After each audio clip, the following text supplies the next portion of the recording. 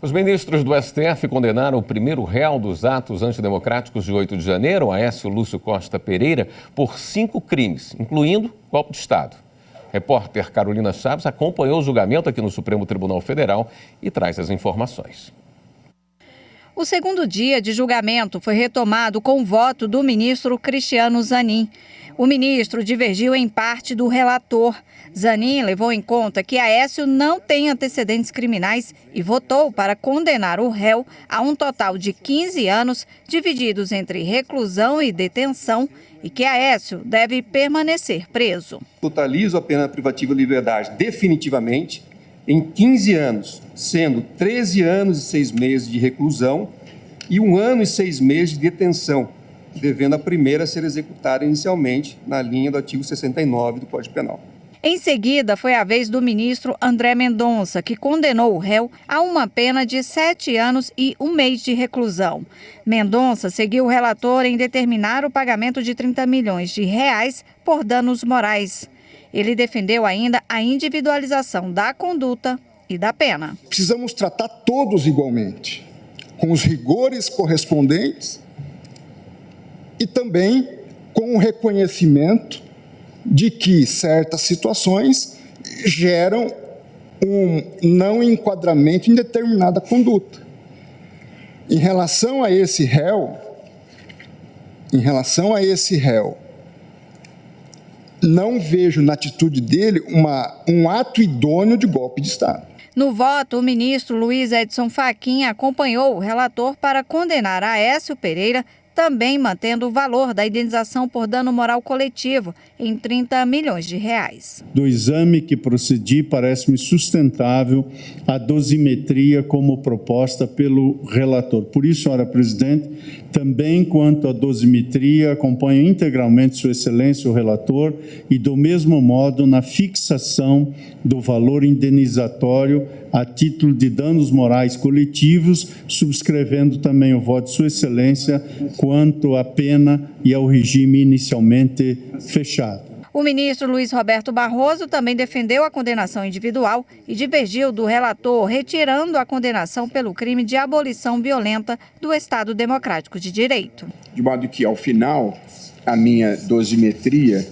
presidente, ela corresponde à dosimetria feita pelo eminente relator, apenas deduzida a condenação pelo crime de abolição violenta do Estado Democrático de Direito, o que, portanto, no meu caso, reduz a pena para 10 anos de reclusão e 1 ano e 6 meses de detenção, e acompanho o relator relativamente à aplicação da multa. Os ministros Dias Toffoli, Luiz Fux, Carmen Lúcia, Gilmar Mendes e a presidente do Supremo, ministra Rosa Weber, acompanharam integralmente o relator. Não se pode banalizar um episódio que fez com que a população, em manifesto desrespeito às instituições, sem freios e sem limites, invadissem e depredassem todos os poderes da República. Atos dessa natureza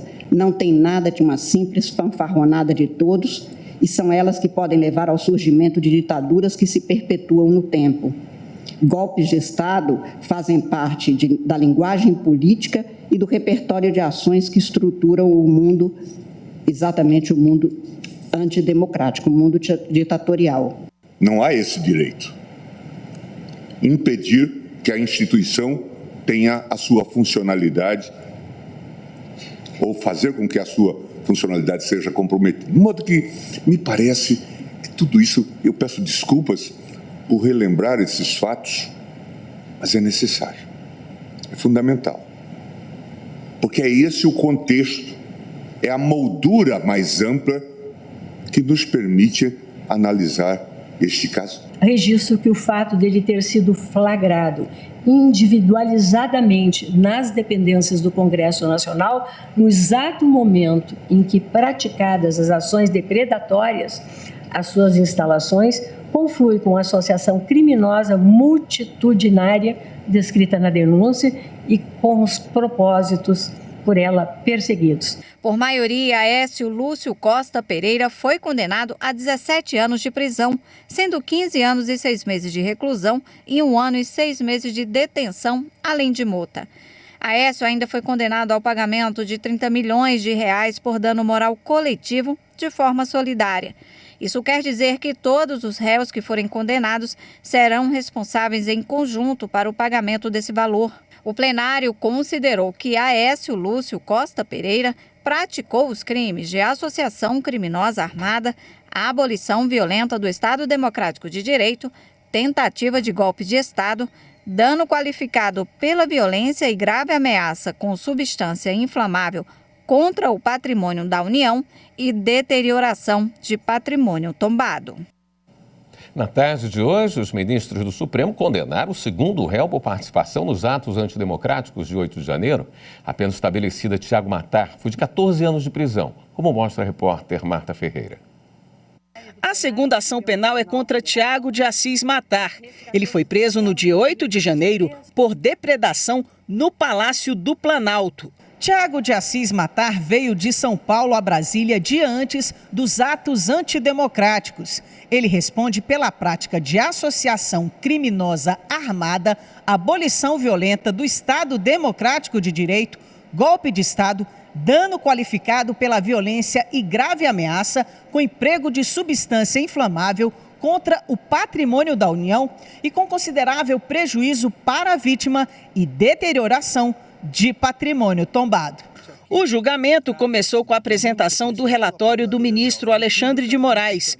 Depois, houve a manifestação do subprocurador-geral da República, Carlos Frederico Santos, que entendeu que o réu atuou na destruição do Palácio do Planalto. Que concorreu na qualidade de executor para a consumação dos delitos pelos quais foi denunciado, aliando-se e associando-se à turba armada e antidemocrática, que se dirigiu aos prédios públicos para atentar contra o Estado Democrático de Direito e depor o governo legitimamente eleito. O advogado do réu alegou que nem todos os presentes no dia 8 de janeiro fizeram parte do mesmo grupo de vândalos ou tiveram a mesma motivação. É preciso também dos executores estabelecer que grupos haviam a mesma motivação.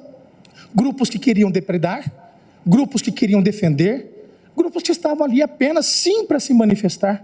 Olha a diferença de quem pega um celular, de quem vai num Palácio do Planalto e dá risada e zomba. Não teve palavras de baixo calão, não teve tentativa de se mostrar, de se aparecer, pelo contrário. Quando ele viu para onde descambou tudo, o que demonstra que não havia liame subjetivo entre ele e aquela balbúrdia toda, ele se afasta e tenta ajudar quem estava ali passando mal com o efeito do gás. Para o relator, ficou comprovada a participação direta do réu nos atos antidemocráticos.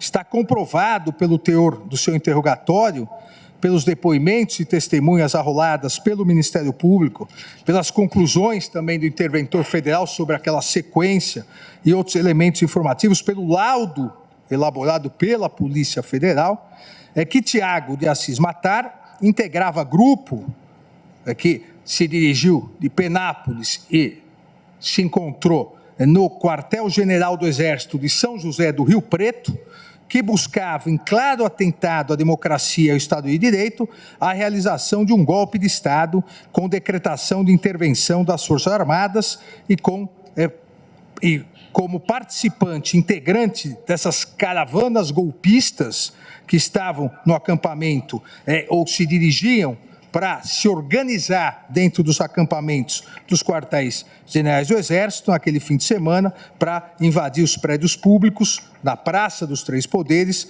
com emprego de violência ou grave ameaça, tentou abolir o Estado Democrático de Direito, visando impedir ou restringir o exercício dos poderes constitucionais, tudo para depor o governo legitimamente eleito, com uso de violência e por meio da depredação do patrimônio público e ocupação dos edifícios sede dos três poderes. Assim, Moraes votou pela condenação do réu pelos 5 crimes apontados pela PGR, com pena de 14 anos, além de multa e indenização por danos morais coletivos. O relator explicou que a pena proposta é menor do que a fixada para Aécio Lúcio Costa Pereira, porque Tiago Mattar não postou mensagens em redes sociais incitando outras pessoas. Já o ministro Nunes Marques, revisor da ação penal, divergiu em parte do relator, mas a maioria do plenário seguiu o voto do ministro Alexandre de Moraes pela condenação do réu. A sessão terminou há pouco e o plenário condenou o terceiro réu. Por maioria de votos, Matheus Lima de Carvalho Lázaro foi condenado a 17 anos por participação nos atos antidemocráticos de 8 de janeiro.